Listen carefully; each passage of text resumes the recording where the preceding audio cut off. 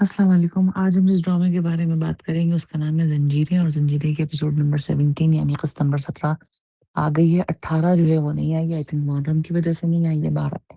क़िस्त नंबर 17 जो थी वो अच्छी थी।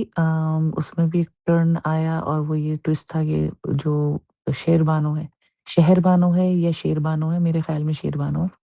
बहरहाल बानो जो है वो लड़की वो मर जाती है और वो मरती ऐसे है कि वो सरबुलंद के पास जाकर उससे कहती है कि तुम मेरे साथ अमेरिका चलो या शहर चलो, जो भी चलो, बहरहाल सरदारी तुम्हारे लिए नहीं है और दोनों की लड़ाई होती है।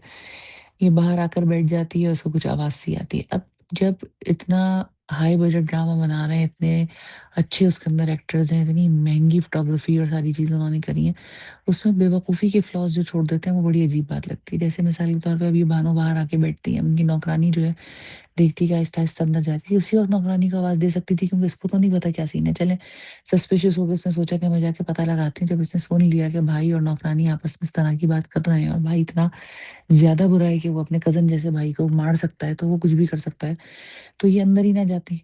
किसी और तरीके से टैकल करती, अगले दिन कहती हैं भाई के पास जाके कि मैंने तुम्हारी सारी बात सुन ली थी और ये सारी बातें और मतलब तुम बेईमान हो, झूठे नहीं। वहीं के वहीं उसी वक़्त दरवाज़ा खोल के घुस गई अंदर और वहीं जाके लड़ना शुरू कर दिया। हालाँकि वहाँ पर सहर हाशमी ने कोशिश बहुत करी लेकिन एक्टिंग बहुत ख़राब करी है।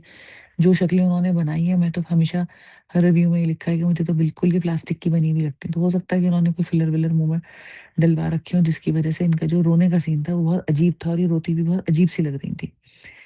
तो एक तो ये बात हो गई, दूसरी बात ये नहीं समझ में नहीं आ रहा कि जो बिया है लड़की, रबिया, ये जो इनके घर के अंदर रह रही है तो इसको सरबुलंद के ऊपर भरोसा है तभी रह रही है और अगर सरबुलंद पे भरोसा है, तो फिर उसको क्यों नहीं बताती कि मैं इस यहीं के करीब के गाँव से गई हूँ और उसने आदमी ने हमला किया है और ये उसका ये नाम जो है वो तोसम खान है।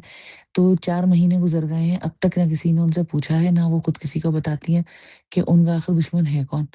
तो ये चीज़ जो है बहुत ही इस ड्रामे की अजीब है कि ये चीज़ ना खोलना, ये रीज़न ना बताना कि आखिर ये औरत इस शख्स को, जो उसको पनाह दिए हुए है, क्यों नहीं बता रही कि मेरा दुश्मन कौन है? ना वो शख्स पूछने की कोशिश कर रहा है। तो ये सारी बात थी इसके अंदर। एक चीज़ मुझे जिस ड्रामे के अंदर और ऑकवर्ड लगती है, वो सारी औरतों का अजीब तरीके से तैयार होके मर्दों के सर पे सवार होना। वो चाहे सोहराब की बीवी हो, वो चाहे सहर हाशमी का किरदार हो कि वो इसमें दानियल ज़फ़र के ऊपर जो है चढ़ी आ रही हैं। ये चीज़ इस ड्रामे के अंदर थोड़ी बोल्ड उन्होंने दिखाई है जो कि अनएक्सेप्टेबल है, उस सेटअप के लिए जो सेटअप इन्होंने पश्तून स्टाइल का लगाया है। तो ये है ड्रामा ज़ंजीरें और इसके अंदर और भी कई बातें हैं, जैसे कि मुझे ये बात समझ में नहीं आई कि जब अ, मुदस्सिर के घर में ये लोग हमला करते हैं, तो वो सिर्फ़ दोस्त को क्यों फ़ोन करता है, वो पुलिस को फ़ोन क्यों नहीं करता? और इसी तरीके से ये कि सरबुलंद को ये कैसे ख़्याल आ जाता है बैठे-बिठाए कि इस लड़की की दुश्मनी के अंदर जो है वो लोग आए थे और इसको उठाने के लिए आए थे और वो उस लड़की की आइडेंटिटी हाइड करके उसको अपने साथ ले गया है। और तीसरा मसला जो है वो ये है कि सरबुलंद पे सारा भरोसा करने के बाद ये विलन का नाम किसी सूरत उसको नहीं बताती। ये बात इस ड्रामे में बहुत अजीब है।